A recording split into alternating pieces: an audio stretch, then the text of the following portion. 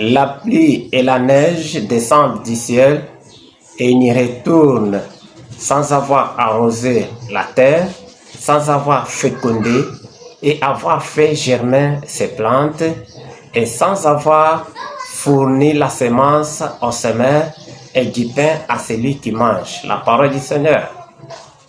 L'Éternel nous montre que sa parole n'échoue pas.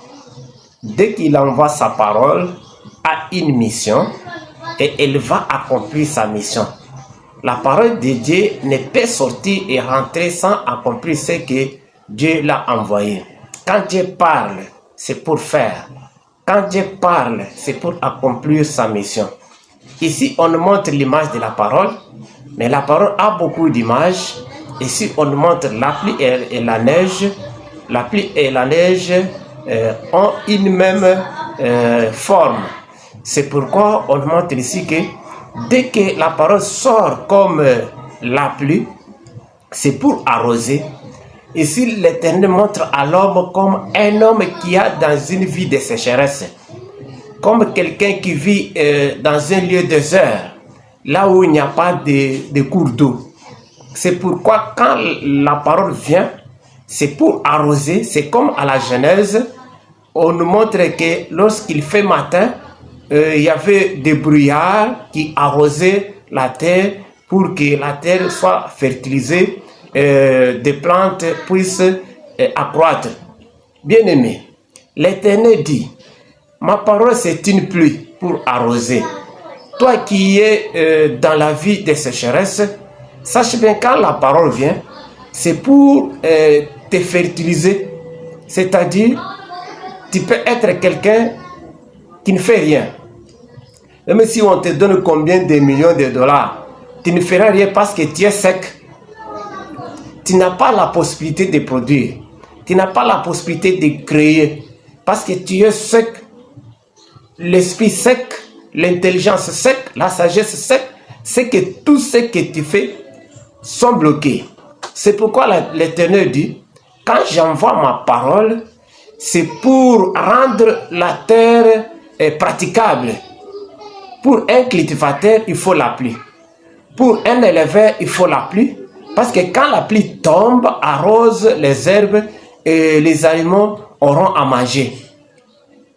Bien-aimé, toi qui négliges la parole de Dieu, la parole de Dieu est utile à la vie d'un homme, est utile à fertiliser l'homme, à rendre l'homme praticable, à rendre l'homme quelqu'un qui commence à travailler, qui devient fertile.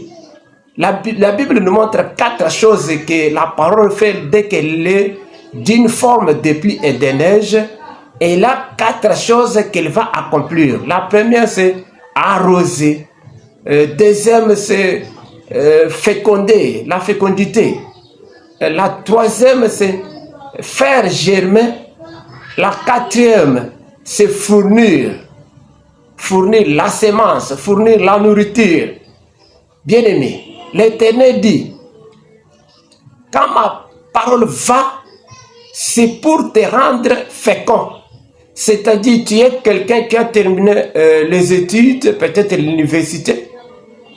Tu ne sais rien faire, tu ne sais pas créer, parce qu'en toi, il n'y a pas un esprit de fécondité, un esprit de procréation, un esprit de créativité. Tu ne sais pas projeter, tu ne sais pas concevoir des idées, de quoi faire. Tu vis comme ça.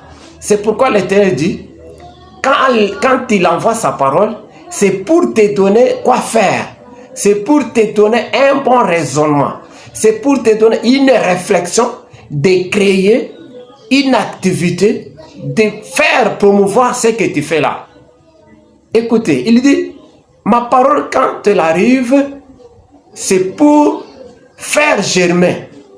C'est sortir pour ne pas être renfermé. Tu peux être dans la 4 murs. C'est comme quelqu'un qui est en prison. Il faut les activités que tu fais là soient visibles. Il faut que tu sois visible, toi. Depuis que tu as écrit demande d'emploi, tu déposes partout. Ne sors pas, tu n'as pas de bons résultats. Parce que ce n'a pas le pouvoir de germer. On dit ici, quand la parole vient, c'est pour germer des plantes. C'est-à-dire que tu as semé, tu as déposé la demande d'emploi, tu as acheté quelque chose pour vendre, tu t'es marié pour procréer des enfants, tu as reçu le capital pour faire une entreprise, mais rien ne marche, rien ne se fait voir.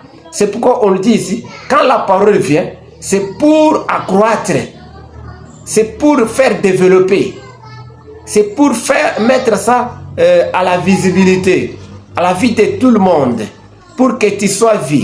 Ce que tu vends au marché, on n'achète pas, parce qu'ils sont dans les 4 murs. Dès que ça va germer, on va commencer à voir, on va commencer à acheter, parce qu'il y a la visibilité.